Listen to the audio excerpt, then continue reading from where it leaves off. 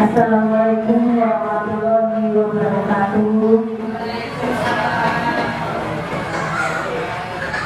Yang terhormat Ibu Kepala Sekolah SDN Tegalan Timur 01 Pagi, Ibu Yuniati Wilayah SDG, Bapak Jarkoni selaku Wakil Kepala Sekolah SDN Tegalan Timur 01, dan Bapak Ibu Guru rekan sejawat SDN Tegalan Timur 01 yang saya banggakan. Terima kasih atas dukungannya kepada saya dan bersama saya selama dalam pendidikan guru penggerak ini. Pertama-tama marilah kita panjatkan syukur kehadirat Allah yang Maha Kuasa, karena sampai saat ini kita masih diberi kesehatan jasmani dan rohani sehingga kita dapat bertemu dalam kesempatan ini dalam kegiatan destinasi budaya positif di Sekolah SDN Tegalan Timur 01 dalam rangka tugas saya sebagai calon guru penggerak angkatan ke-10. Selanjutnya saya persilakan Ibu Kepala Sekolah untuk memberikan sambutan. Kepada Ibu, saya silakan.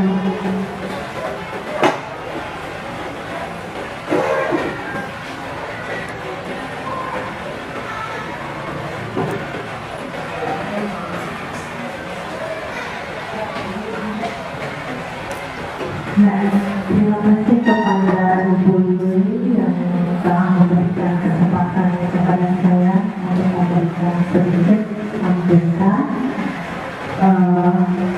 Dan juga sebelumnya mengucapkan Assalamualaikum warahmatullahi wabarakatuh. Kepada yang terhormat Bapak Jarkoni sebagai Wakil Kepala Sekolah, dan yang terhormat Bapak Ibu dan tenaga pendidikan SDN Tegalan Timur 01, dan juga khususnya untuk Ibu Yulita Pungki Andayani, CGP Angkatan 10 kelas 16.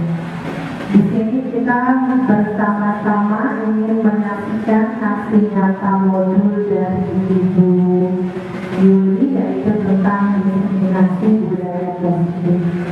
Seperti yang teman-teman ketahui bahwa budaya positif itu memang harus kita kembangkan dan kita selalu laksanakan begitu ya, supaya di dalam satuan pendidikan kita Sekolah Dasar Tegalan 01 tercipta budaya positif yang sangat luar biasa.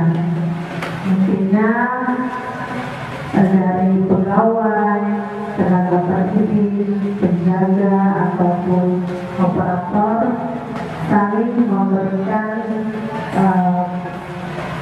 nilai positif supaya kita bisa memberikan yang terbaik bagi pendidikan di sekolah kita. Mungkin itu saja, nanti teman-teman bisa menyaksikan atau mendengarkan destinasi positif dari Bu Yuli, dan kita dapat mengambil hikmahnya dan menerapkannya di lingkungan sekolah. Semoga ini adalah memberikan manfaat yang sangat baik untuk kita semua. Terima kasih. Wassalamualaikum warahmatullahi wabarakatuh. Terima kasih Ibu.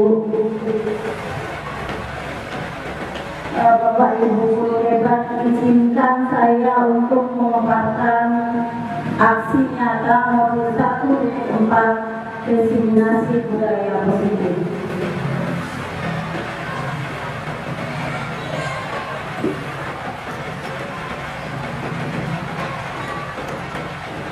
Berikut adalah latar belakang saya untuk mengadakan kegiatan ini, yaitu berdasarkan visi sekolah SDN Tegalan Timur 01 Pagi, yaitu dengan mewujudkan kesempatan peserta didik yang cerdas, unggul dalam berprestasi dan berakhlak mulia sesuai dengan profil pelajar Pancasila, dan adanya konsep inti budaya positif yang belum dipahami secara merata oleh warga sekolah, sehingga lingkungan sekolah yang positif belum dapat tercapai dengan optimal. Oleh karena itu perlu diadakan destinasi tentang budaya positif di SDN Senggaring Timur 01 Pagi, Jakarta Barat.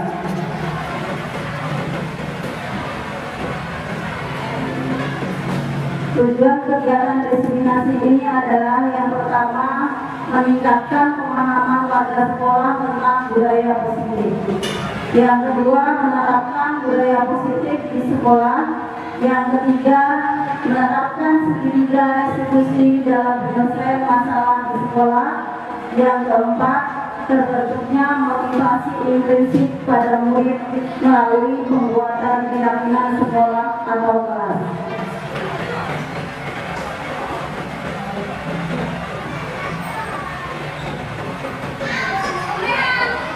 Budaya positif terdiri dari beberapa poin, diantaranya yang pertama adalah disiplin positif dan nilai-nilai kebajikan universal.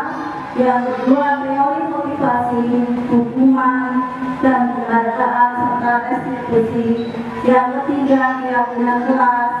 Yang keempat, kebutuhan dasar manusia dan dunia berkualitas. Yang kelima, 5 posisi kontrol. Yang keenam, segitiga restitusi. Jadi pada kesempatan ini kita bersama-sama untuk memahami tentang 6 poin tersebut.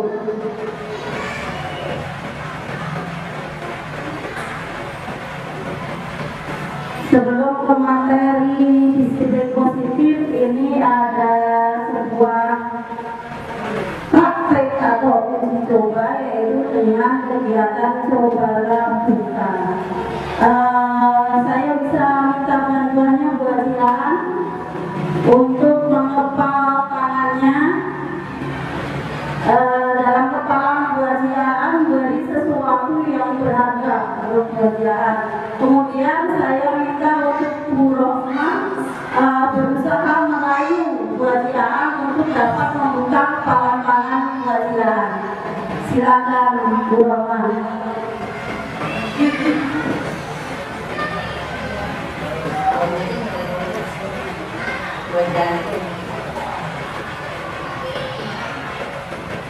Ini tangan kita lakukan yang warna putih, gelap.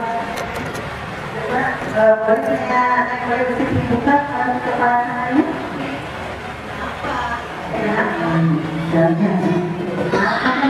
Boleh.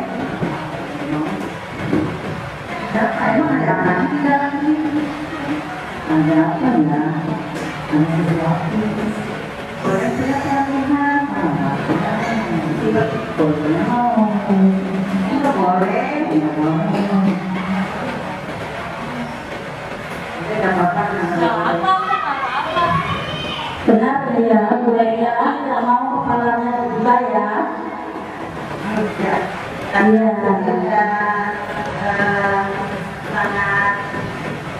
sesuatu yang sangat Iya, tidak boleh dibuka ya teman-temannya. Oh iya, berarti rayuan Bu Rohma gagal ya. Nah, dari praktek kepalan tangan tersebut atau buka kepalan tangan tersebut dapat kita ambil amanat atau pesan bahwa sesuatu atau perilaku kita itu tergantung pada kontrol orang lain atau diri sendiri ya. Ya betul, kontrol diri sendiri. Terima kasih buat Jihan dan Bu Rohma. Selanjutnya kita lanjutkan.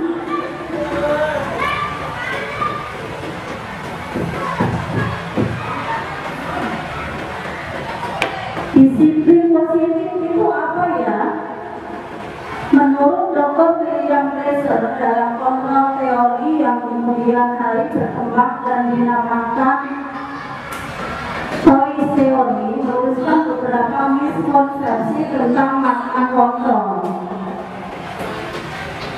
Pada dasarnya, kita tidak dapat memaksa murid untuk berbuat sesuatu jika murid tersebut memilih untuk tidak melakukannya. Yang kedua, bahwa semua penguatan positif itu adalah efektif dan bermanfaat. Yang ketiga, bahwa kritik membuat orang bersalah dapat menguatkan karakter. Selanjutnya, perilaku memaksa tidak akan efektif untuk jangka waktu panjang dan sebuah hubungan permusuhan akan terbentuk. Jadi sebagai pendidik kita tidak boleh memaksakan suatu keinginan kita kepada murid. Seperti itu. Kita harus melihat keadaan murid, kebutuhan murid, dan karakteristik yang dimiliki murid.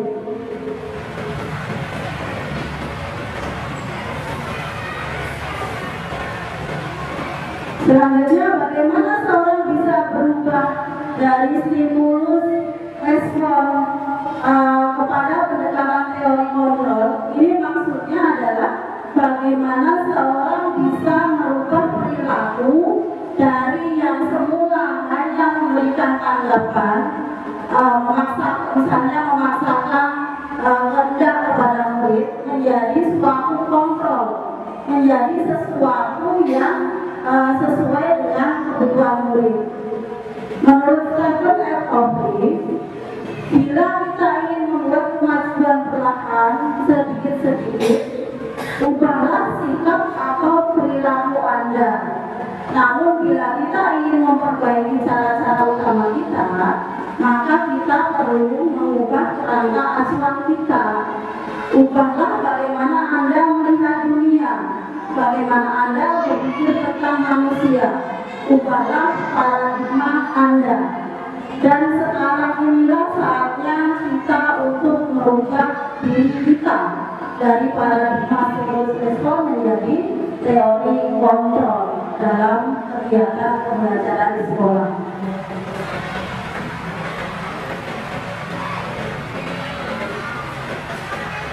Ini perbedaan antara stimulus respon dan teori kontrol.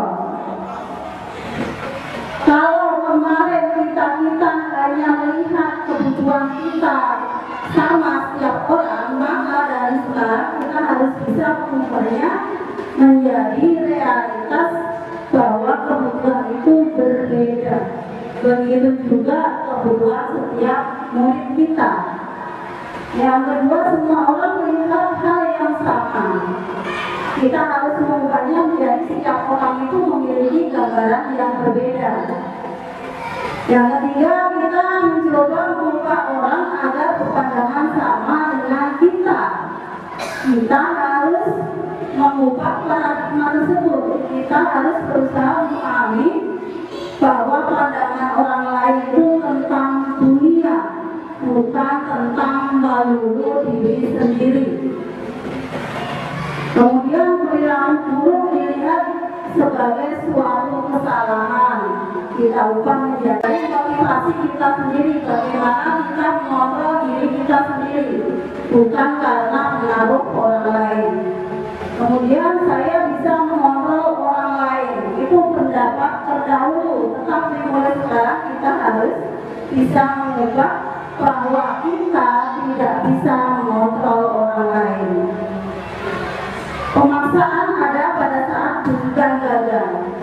Nah, harus kita ubah menjadi suatu kolaborasi dan konsensus, menciptakan pilihan-pilihan baru. Kalau kemarin kita berpikir menang atau kalah, mulai saat ini kita harus mengubah hal itu menjadi berpikir tenang dan menang.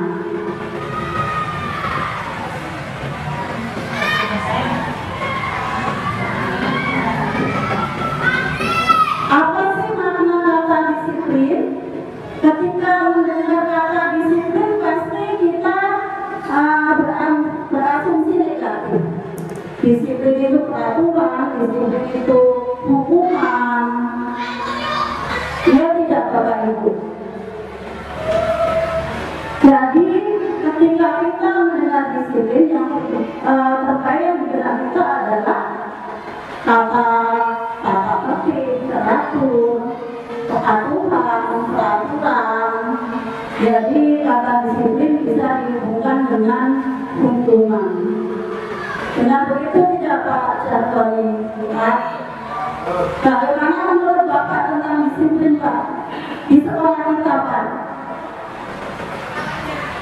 Ya, di sekolah kita kalau sudah makin membaik, kalau kita banding dengan yang lain yang sebelumnya. Jadi ya mudah-mudahan hal yang baik ini bisa ditingkatkan kembali, karena bagaimana juga ujung tombak keberhasilan suatu sekolah ada disiplin yang bekerja.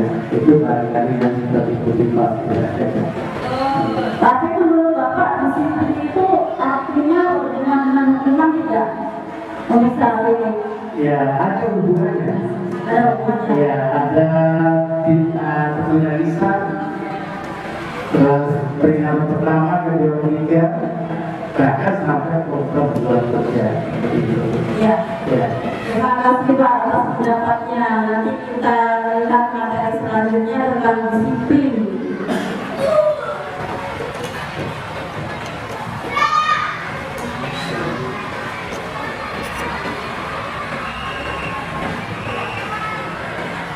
Makna kata disiplin menurut Gary Gosen dalam bukunya Restricting School Discipline tahun 2001, disiplin diri dapat membuat seseorang menggali potensinya menuju kepada sebuah tujuan mulia, sesuatu yang dihargai dan bermakna. Dengan kata lain, disiplin diri ini mempelajari bagaimana cara kita mengontrol diri, bagaimana menguasai diri untuk memilih tindakan yang mengacu pada nilai-nilai yang kita hargai agar tercapai tujuan mulia yang kita inginkan.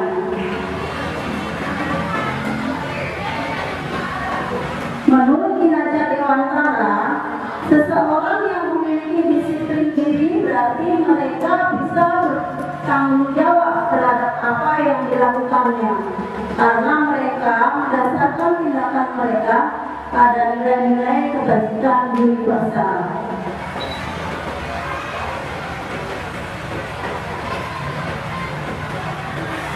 Selanjutnya, disiplin positif. Apa itu disiplin positif? Kalau tadi disiplin kan berhubungan dengan peraturan, tata tertib, kepatuhan, dan hukuman, itu ya Pak Jadwali tadi. Nah sekarang bagaimana kita memandang disiplin itu sebagai sesuatu yang positif, bukan sesuatu yang menakutkan bagi anak, bukan merupakan suatu hukuman. Jadi disiplin positif artinya dapat bertanggung jawab terhadap apa yang dilakukannya karena mendasarkan tindakan pada nilai-nilai universal. Ini misalnya seseorang atau seorang murid datang ke sekolah tepat waktu misalnya. Ini mereka tidak dalam pikiran mereka itu tidak termotivasi agar mereka tidak mendapat hukuman, bukan. Tapi dalam diri mereka itu sudah terbentuk, oh saya datang ke sekolah tepat waktu agar saya tidak ketinggalan pelajaran misalnya. Jadi ini berarti disiplin yang positif.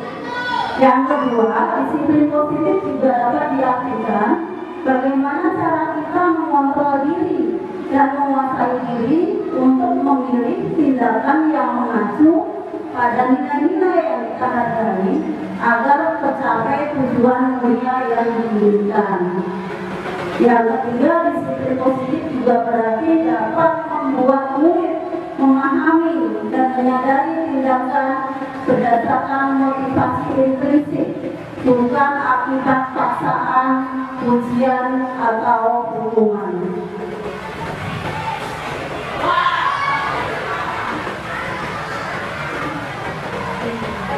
Selanjutnya ini adalah contoh-contoh nilai-nilai kebajikan universal. Yang pertama yaitu yang terdapat pada profil pelajar Pancasila. Ada 6 dimensi, Bapak Ibu sudah paham semua, dari beriman bertakwa kepada Tuhan Yang Maha Esa, dan harmonia, mandiri, kebenaran kritis, kebinekaan global, bergotong royong, dan kreatif. Kemudian ada nilai-nilai kebajikan universal juga yang di luar profil pelajar Pancasila, misalnya toleransi, rasa hormat, integritas, empati, mandiri, menghargai, dan sebagainya. Tetapi semuanya bermuara pada profil pelajar Pancasila.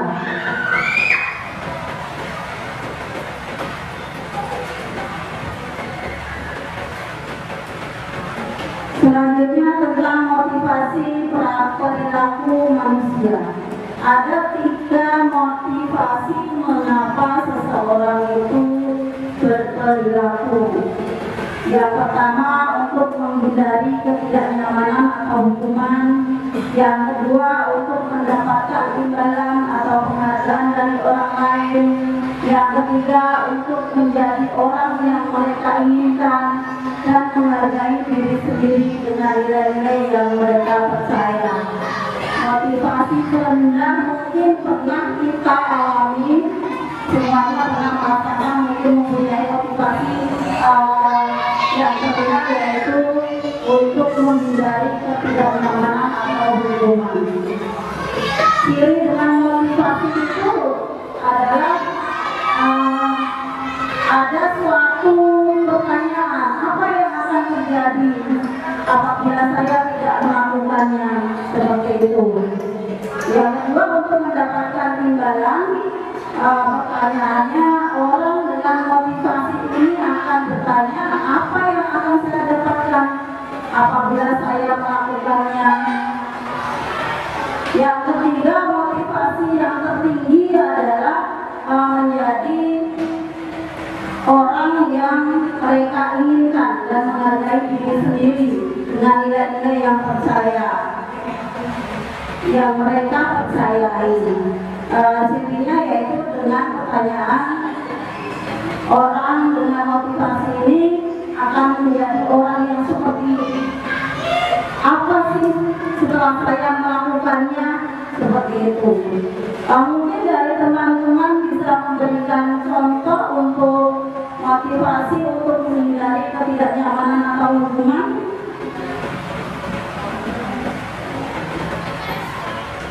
Kita semua pernah mempunyai motivasi seperti itu.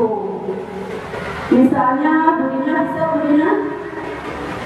Yang pertama, motivasi untuk menghindari ketidaknyamanan atau hukuman.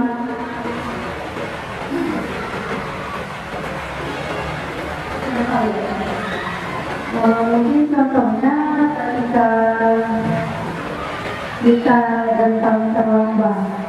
Nah, tujuannya kita takut datang terlambat nanti bisa dipotong tunjangannya, seperti itu. Terima kasih Bu Dina.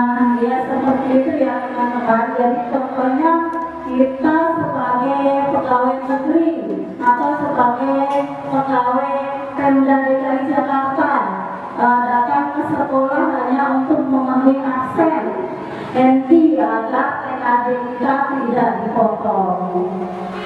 Yang kedua, motivasi untuk mendapatkan imbalan atau penghargaan dari orang lain. Misalnya kita datang ke sekolah pagi-pagi hanya ingin dipuji ibu kepala sekolah misalnya. Misalnya lagi murid datang ke sekolah tepat waktu hanya ingin dipuji teman-temannya bahwa dia adalah anak yang paling rajin. Yang ketiga adalah motivasi menjadi orang yang mereka inginkan dan menghargai diri sendiri dengan nilai-nilai yang mereka percaya. Misalnya kita datang ke sekolah tepat waktu, tetapi bukan untuk berniat karena penghasilan kita dipotong, tetapi kita mau menunjukkan kepada diri kita sendiri bahwa kita mampu disiplin, bahwa kita mampu berkarakter baik. Seperti itu ya Bapak Ibu. Kita lanjutkan.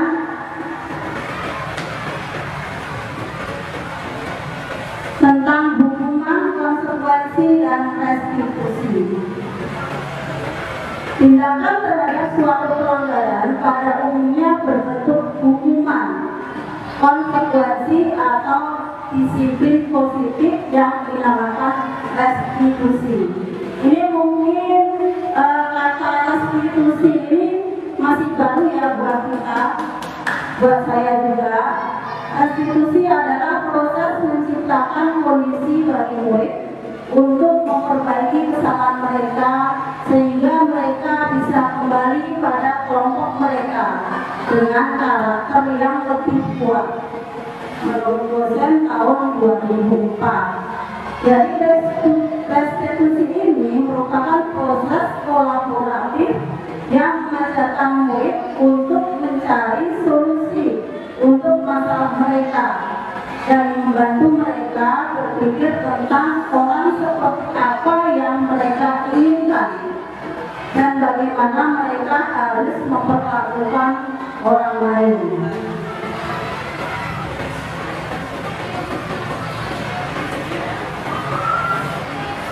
Ini adalah perbedaan antara hukuman, konsekuensi, dan restitusi.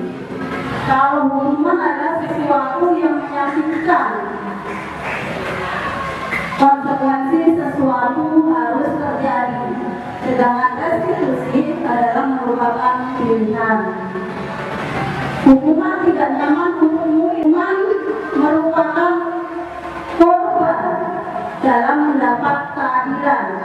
Konsekuensi korban bisa diabaikan, restitusi korban mendapatkan ganti. Dalam hukuman, murid akan tersakiti. Konsekuensi, murid dibuat tidak nyaman. Restitusi, murid mendapatkan penguatan. Jadi dari ketiga disiplin positif tersebut adalah yang merupakan identitas gagal adalah hukuman.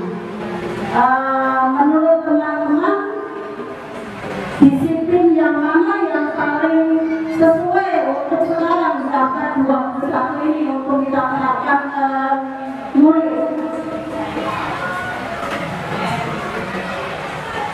Apakah hukuman, apakah konsekuensi, apakah restitusi? Iya, menurut Pak Teguh, silakan Pak, alasannya apa Pak? Konsekuensi, alasannya ya, alasannya sadar diri sendiri. Kalau dirinya itu dan dia harus berusaha untuk memperbaiki.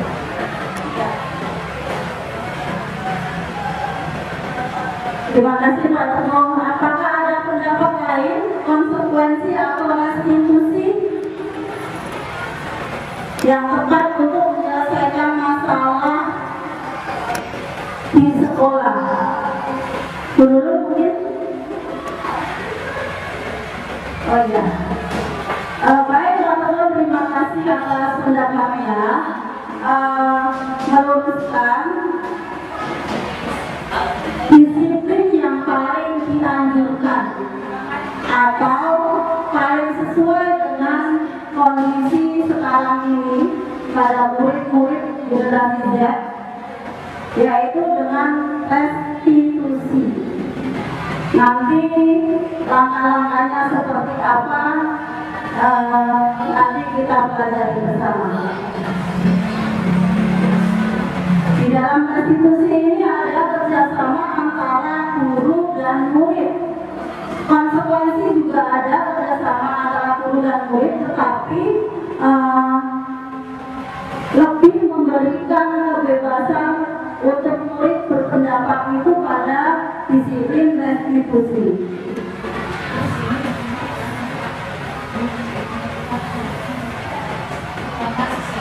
Selanjutnya, mohon perhatikan tentang tindakan guru apakah termasuk hukuman atau konsekuensi. Boleh yang pertama, Bu Aan bagian. Yang pertama tindakan guru ya. Tercatat satu kali di dalam buku kalimat, saya tidak akan terlambat lagi karena terlambat sekolah termasuk hukuman. Ya, benar sekali ya, berarti bahwa tindakan guru yang pertama adalah hukuman. Yang kedua, lari mengelilingi lapangan 2 kali karena terlambat hadir di sekolah. Itu merupakan hukuman atau konsekuensi ya? Hukuman. Iya, tepat. Yang ketiga, membersihkan coretan yang dibuatnya di meja tulis. Itu iya betul, konsekuensi. Selanjutnya, murid diminta untuk push up 15 kali karena tidak menggunakan masker ke sekolah. Ya, hukuman. Selanjutnya, menggantikan kertas tugas teman yang telah dicoret-coret. Ya. Selanjutnya, berjemur di lapangan basket pukul 12 siang karena ngobrol dengan teman. Hukuman. Murid diminta bertelanjang kaki sepanjang hari karena tidak menggunakan sepatu warna hitam sesuai peraturan sekolah. Hukuman. Ya, tidak semua ya Bapak Ibu. Kenapa berarti? Berdiri di depan kelas sambil mengangkat kaki satu karena tidak bisa menjawab pertanyaan. Ya, selanjutnya membersihkan tumpahan air di meja tulis karena tersenggol pada saat belajar. Konsekuensi.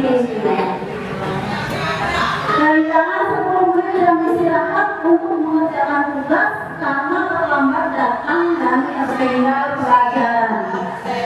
Ya, keren, mantap, tepuk tangan untuk semua.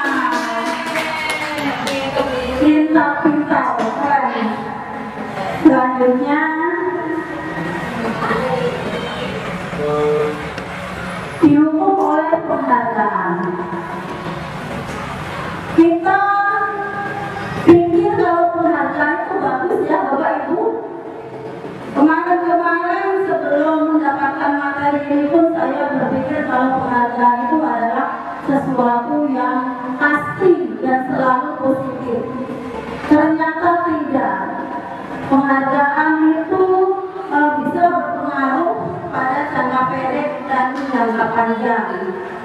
Penghargaan efektif jika kita menginginkan seorang melakukan sesuatu yang kita inginkan dalam jangka waktu pendek, dalam jangka waktu panjang ternyata tidak. Jika kita menggunakan penghargaan lagi dan lagi, maka orang tersebut akan bergantung pada penghargaan yang diberikan, serta kehilangan motivasi dari dalam. Jika kita mendapatkan penghargaan untuk melakukan sesuatu yang baik, maka selain kita senantiasa berharap mendapatkan penghargaan tersebut lagi, kita pun akan menjadi tidak menyadari tindakan baik yang kita lakukan. Kita hanya memikirkan penghargaan dan penghargaan tanpa memikirkan hal-hal positif yang lain.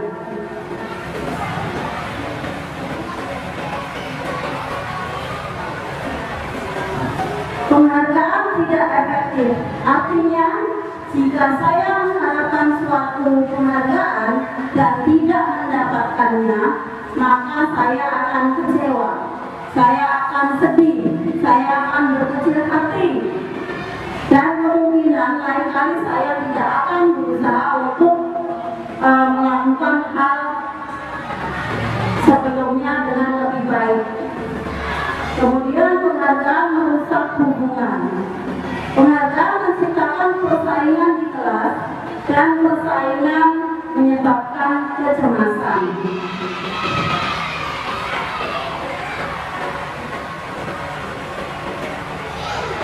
Penghargaan menghukum. Penghargaan menghukum bagi mereka yang tidak mendapatkan penghargaan. Misalnya dalam sistem ranking, mereka yang mendapatkan ranking kedua, ketiga, dan seterusnya pasti akan merasa paling beruntung. Pasti mereka akan kecewa. Kemudian jika suatu penghargaan diharapkan, namun Anda tidak mendapatkannya, pasti Anda akan merasa dihukum.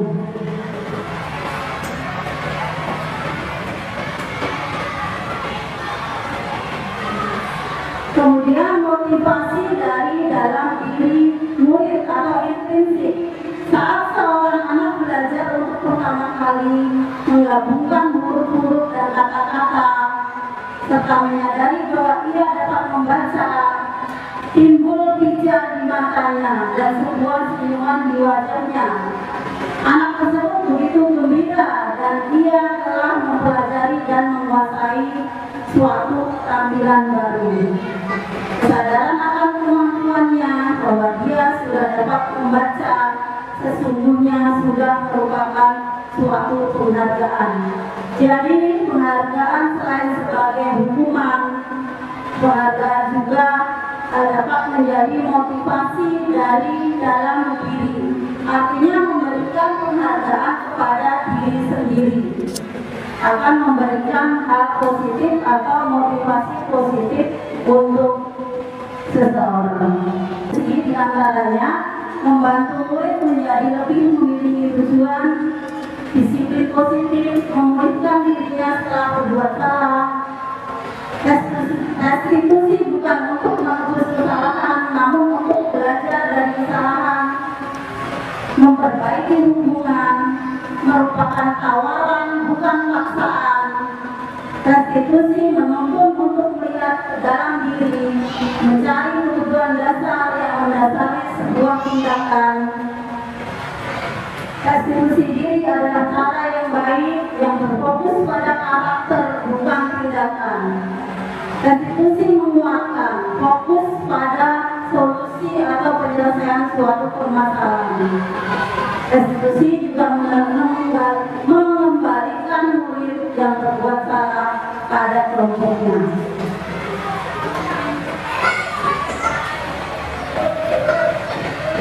Selanjutnya materi yang akan saya paparkan adalah keyakinan kelas.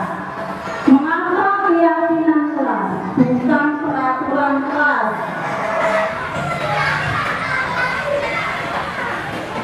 Ada yang bisa menjelaskan teman-teman dari pengalaman yang kita dapat mengapa kita harus menggunakan keyakinan kelas bukan peraturan kelas? Ya, silakan berikan. Kalau peraturan itu sifatnya lebih memaksa, dipaksa, dan yang namanya paksa tapi itu tidak baik. Lain dengan keyakinan. Kalau keyakinan ditanamkan dalam diri bahwa itu baru, Allah nanti hidupnya akan menjadi baik. Terima kasih Bu Dina, tepat sekali penjelasannya bahwa keyakinan kelas adalah sesuatu yang dipercayai, diyakini murid atau kita semua yang mengandung hal-hal yang positif, yang mengandung kebajikan universal. Jadi keyakinan kelas lebih bersifat positif, sedangkan peraturan adalah sesuatu yang berhubungan dengan tata tertib, kepatuhan, larangan-larangan dan sanksi-sanksi sehingga menciptakan suasana yang kurang positif.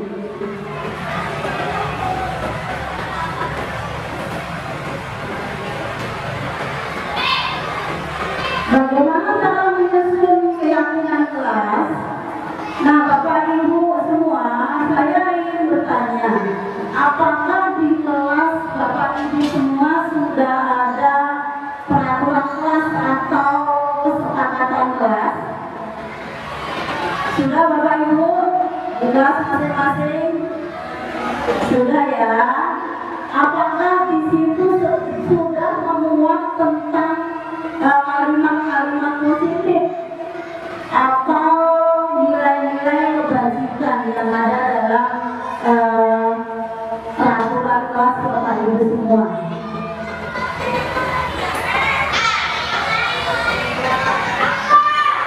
Sudah ada Bapak Ibu? Ya, mari kita pelajari bersama ya bagaimana cara menyusun keyakinan kelas.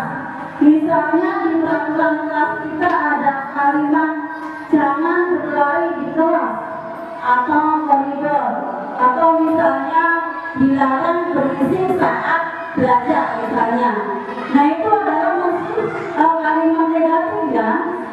Nah, mulai sekarang kita ubah kalimat negatif itu menjadi suatu kalimat positif. Misalnya jangan berlari di kelas atau koridor menjadi berjalanlah di kelas atau koridor. Dari dilarang berisik saat belajar menjadi tertib dalam belajar misalnya. Nah, nilai positif dari kalimat tersebut atau nilai kebajikan yang dapat kita ambil dari kalimat tersebut, misalnya tertib. Misalnya lagi ada kalimat negatif dilarang mengejek teman. Itu berarti kalimat positifnya seperti apa ya? Dilarang mengejek teman. Berarti kalimat positifnya seperti apa ya? Bu Roma? Kalimat positifnya seperti apa, Bu? Teman-teman harus saling mengenal. Ya, mantap. Ya, keren. Dilarang mengajak teman, dan kalimat positifnya sesama teman harus saling menyayangi. Terus nilai kebajikan apa dari situ yang dapat kita ambil? Nilai kebajikan, ya betul, pinter banget, mantap. Nilai keyakinan kelas atau nilai kebajikan kelas. Nah, nilai kebajikan universal yang dapat kita ambil adalah saling menyayangi atau boleh saling menghormati. Ya, terima kasih Bu Roma. Jadi nanti keyakinan kelas yang kita ambil adalah saling menyayangi. Keyakinan kelas kita buat tidak usah terlalu banyak. Kalau peraturan kelas kan ada 10 peraturan misalnya di kelas.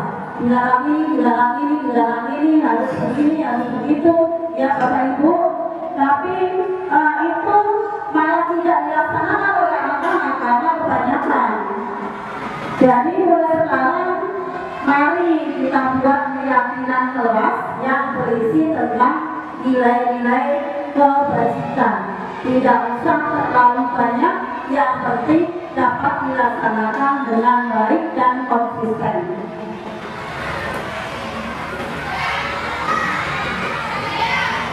Ini adalah contoh keyakinan kelas 3A yang kemarin saya buat dengan anak-anak. Kita diskusi dan menghasilkan 3 keyakinan kelas. Kita ambil hanya 3, tetapi dari 3 itu sebetulnya sudah mencakup semuanya. Yang pertama adalah hormat, kalimatnya kami meyakini bahwa sangat penting menghormati orang lain dan barang milik orang lain. Yang kedua, tanggung jawab. Kami meyakini bahwa sangat penting untuk melaksanakan kewajiban dengan penuh tanggung jawab. Disiplin, kami meyakini bahwa sangat penting untuk disiplin waktu dan disiplin berpakaian. Jadi teman-teman semua, mulai tahun ajaran baru, marilah kita membuat keyakinan kelas yang semenarik mungkin. Boleh dengan poster atau dengan kreasi masing-masing. Misalnya menempel kertas dengan tulisan seperti guru yang kreatif banget, misalnya bagus, itu bisa dipraktekkan ya Bu. Ya, kalau ini saya print, posternya saya print.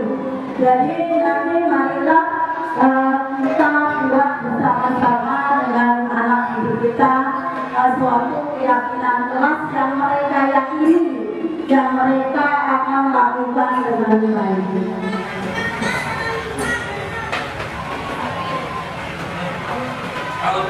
Kemudian kebutuhan dasar manusia dan dunia berkualitas. Ada 5 kebutuhan dasar manusia menurut Maslow. Yang pertama, bertahan hidup. Ini meliputi kebutuhan sandang, pangan, dan papan.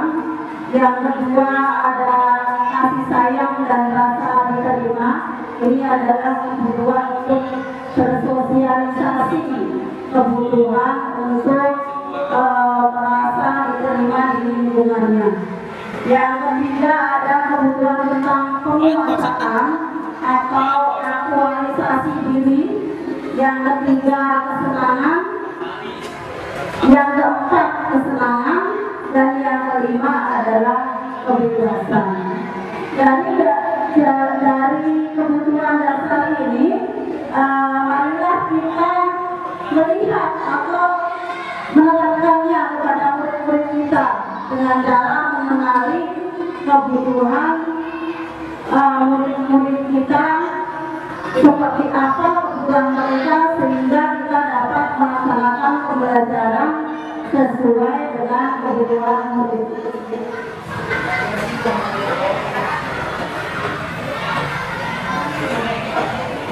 Kemudian ada 5 posisi kontrol kita sebagai pendidik atau sebagai guru. Yang pertama, posisi sebagai penghukum. Yang kedua, posisi sebagai teman. Yang pembuat merasa bersalah, pemantau, dan manajer. Posisi manakah yang paling baik kira-kira? Marilah kita pelajari selanjutnya.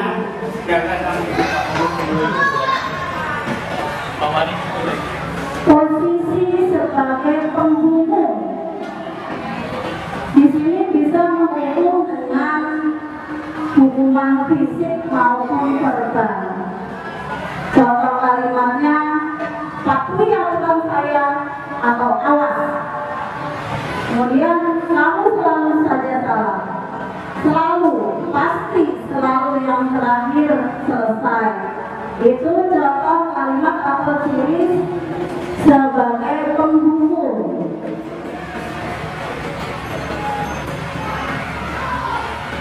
Selanjutnya, membuat merasa bersalah. Biasanya guru yang ada di posisi ini bersuara lebih lembut. Misalnya, ibu sangat kecewa sekali dengan kamu. Misalnya lagi, berapa kali bapak harus memberitahu kamu ya? Gimana coba kalau orang tua kamu tahu kamu berbuat begini? Atau misalnya, kamu tidak kasihan dengan ibu, nanti ibu dimarahi kepala sekolah. Seperti itu juga termasuk dalam posisi membuat merasa bersalah. Selanjutnya,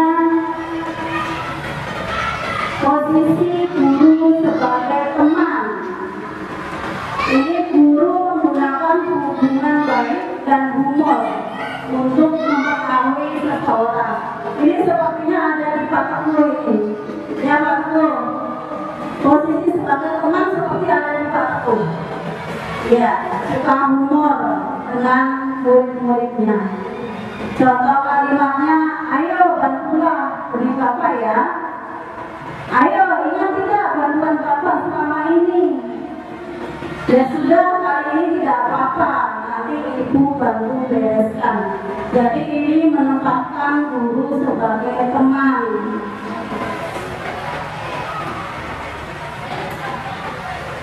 Selanjutnya guru sebagai pemantau atau mengawasi, hanya mengandalkan perhitungan catatan data sebagai bukti atas perilaku seseorang. Contoh kalimatnya, peraturannya apa? Apa yang telah kamu lakukan? Sanksi atau konsekuensi apa? Seperti itu. Jadi sebagai pemantau ini guru memiliki catatan khusus atau jurnal khusus setiap muridnya. Apa yang mereka langgar dicatat.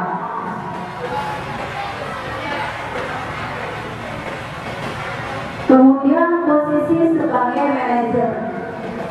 Di posisi ini guru berbuat sesuatu bersama dengan murid, mempersilahkan murid mempertanggungjawabkan perilakunya, mendukung murid agar dapat menentukan keyakinan kelas dulu sebelum memposisikan diri kita sebagai manajer. Di sini kita menanyakan apa yang kita yakini, apakah kamu meyakininya, keyakinan apa yang kamu langgar, bagaimana Bapak Teguh? Bagaimana kamu bisa memperbaiki perilakumu seperti itu? Apa rencana kamu untuk memperbaiki perilaku kamu yang salah?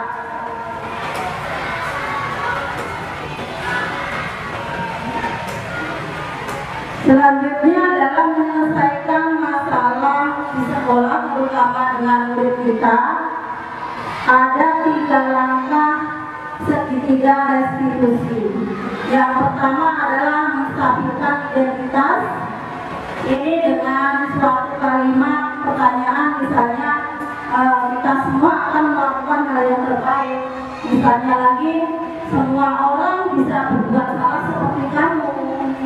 Misalnya lagi, kesalahan adalah suatu hal yang manusiawi. Itu adalah menstabilkan identitas.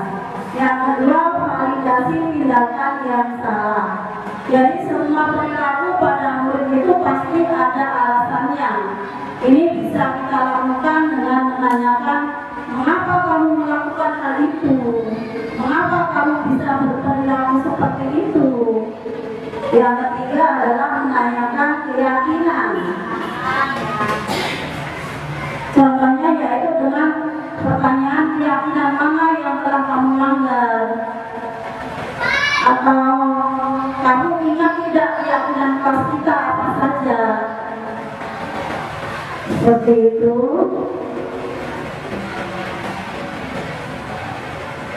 Ini tadi sudah saya jelaskan contoh-contohnya. Menstabilkan identitas dengan berbuat salah itu tidak apa-apa. Tidak ada manusia yang sempurna. Dan selanjutnya tadi sudah saya paparkan. Yang kedua, validasi tindakan yang salah, menanyakan alasan kepada murid. Kemudian menanyakan keyakinan, kamu mau jadi orang seperti apa misalnya. Seperti ini bentuk segitiga restitusi. Ada 3 langkah dalam segitiga restitusi seperti yang saya jelaskan tadi. Kemudian mohon Bapak Ibu perhatikan contoh langkah-langkah restitusi yang sudah saya lakukan. Waalaikumsalam. Silakan duduk Alif. Bagaimana kabarnya hari ini Alif? Ibu dengar hari ini kamu memukul Faiz ya? Pasti Alif sedang kesal.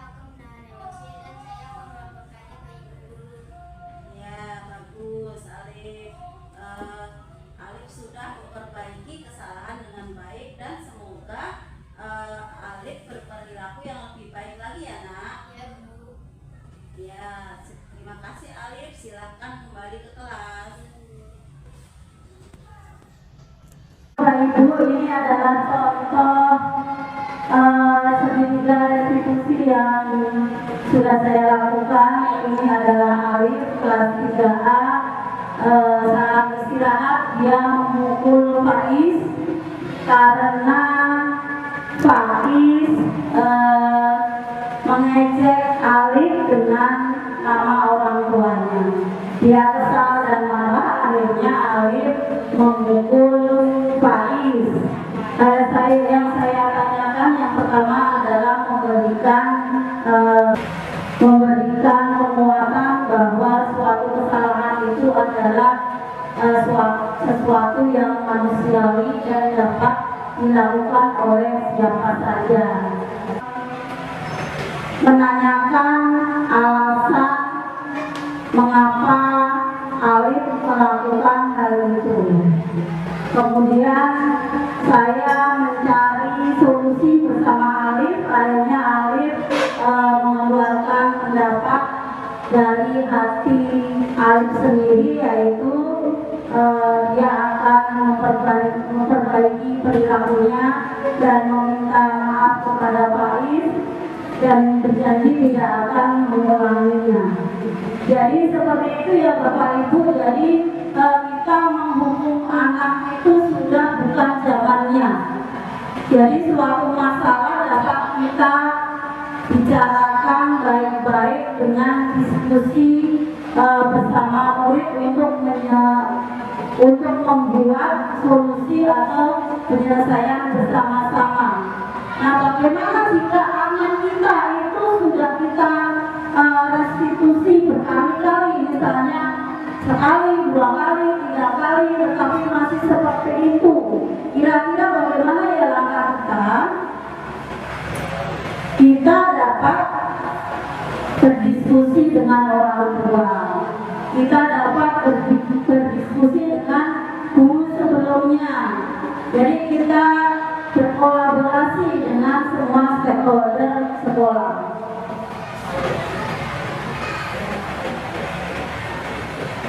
Selanjutnya, kesimpulan dari kegiatan destinasi ini adalah dengan kolaborasi kita wujudkan budaya positif di sekolah. Kita terapkan segitiga restitusi dalam menyelesaikan permasalahan di sekolah, dan kita posisikan diri kita sebagai manajer, bukan sebagai penghukum, atau bukan hanya sekedar teman atau pemantau. Jadi kita posisikan diri sebagai manajer yang selalu berdiskusi dengan murid untuk mencari solusi bersama. Bapak Ibu yang saya banggakan, demikianlah paparan saya tentang aksi nyata modul 1.4 budaya positif. Terima kasih. Saya ucapkan selalu mendukung saya, selalu membersamai saya dalam pendidikan guru penggerak ini. Semoga amal ibadah teman-teman semua, Bapak Ibu semua diterima Allah dan diberikan imbalan yang lebih dari ini. Terima kasih atas perhatiannya. Mohon maaf jika ada salah kata. Assalamualaikum warahmatullahi wabarakatuh.